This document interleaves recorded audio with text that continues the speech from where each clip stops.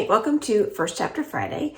My name is Lucy, and the book that I am going to be reading the first chapter of today is called The Einsteins of Vista Point, and this book is by Ben Guterson. The Einsteins of Vista Point is a story about a family, the Einsteins. They have recently suffered a loss in their family. Their youngest child, Susan, died. And in order to help the family move on, the Einsteins have decided to move their other children to a small town in the Pacific Northwest to start this bed and breakfast. They buy this old house.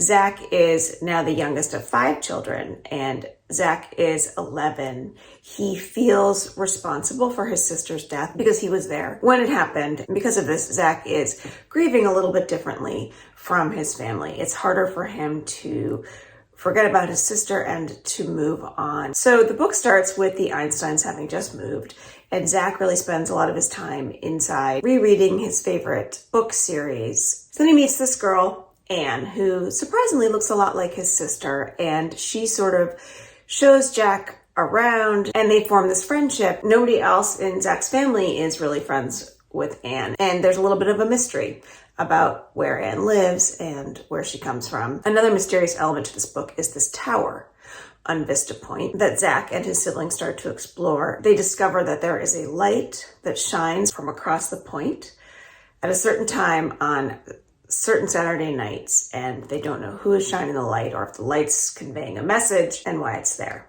So there's some mysterious elements there. There's this light and who's sending it. There's this tower that actually has these cryptic messages inside of it.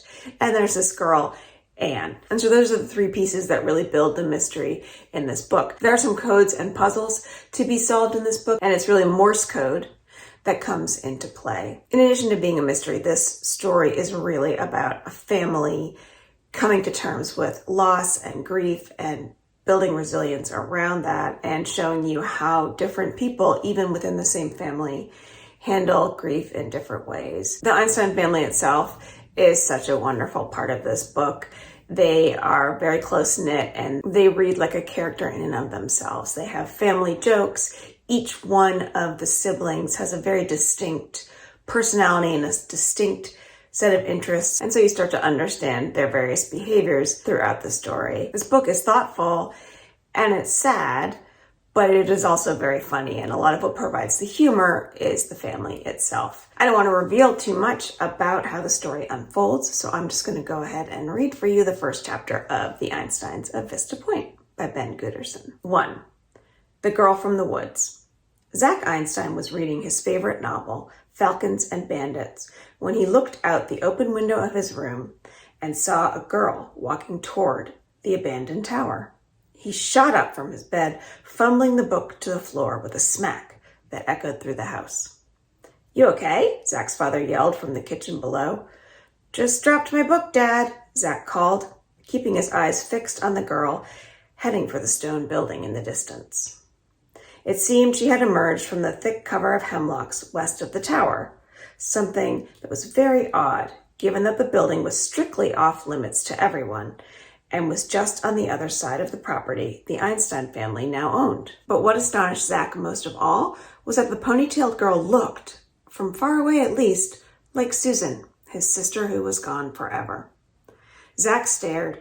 The girl's hair was red, her jeans were light blue, and her white shirt hung loosely from her tiny shoulders, all in an uncanny imitation of Zach's little sister. Why is she going to the tower, he thought.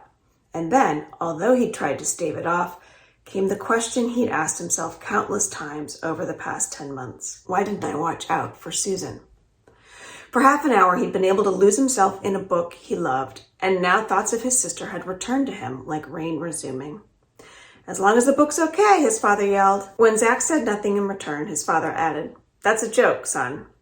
"Okay, Dad," Zach called, just as the girl stepped behind the stone building and disappeared from view. He stared, waited. The tower, 100 yards to the north, and taller than the 3rd-story window through which Zach was watching, stood in all its solitary majesty near the edge of the bluff. On the far side of the tower, an immense hill sloped to the river below. It was an impressive building, 9-sided and rimmed with graceful, sturdy columns, though after Ruth, the closest in age to Zach, 2 years older than his 11, had said it looked like a gigantic cake with gray frosting. The image had been hard for him to get out of his mind. There was no official name for the building, as far as any of the kids knew. Miriam, herself 2 years older than Ruth, had suggested they call it the Big Thimble when their parents brought them to Vista Point 3 months before for their first visit. "We'll be living here come summer," their mother had explained. Once Ethan, the oldest of the siblings at 16, had dubbed it the Tower, the name had stuck. When the girl did not reappear after a long minute, Zach imagined she was standing before the front doors of the tower and taking in the impressive view on the opposite side. The quarter-mile-wide Grand River, the range of mountains to the northeast, the thick forest on both sides and across the water, the clear sky above. From that spot, everything was deep blue or lush emerald, endless and broad. The girl was most likely admiring all of it, just as Zach and his brothers and sisters had done every day since they'd moved to Vista Point 5 days before. Their new house was only an hour away from Roseburg, the only place they had ever called home, but it might as well have been in another country. Vista Point was a speck on the map, more a community of scattered houses and large plots of land, while Roseburg was the biggest city in the state. "A fresh start will do us all good," Zach's mother and father had said so many times over the past several weeks that Zach had begun to wonder if they believed it, or if they mainly wanted him and his siblings to believe it. During the previous winter, his parents had found a fixer-upper put up for sale by an elderly couple who could no longer maintain the home or the property. And now the future was starkly laid out. The Einsteins would be turning the bottom floor of their new house into a bed and breakfast, something Zach had come to understand was sort of like a small hotel set up in a regular home. Why his father had quit his architect's job at the Valencia and Hartnett firm to serve people scrambled eggs and change their bed sheets, and why Zach's mother seemed just as eager to join in, abandoning her teacher training coursework at Roseburg Community College, was something that didn't seem to add up.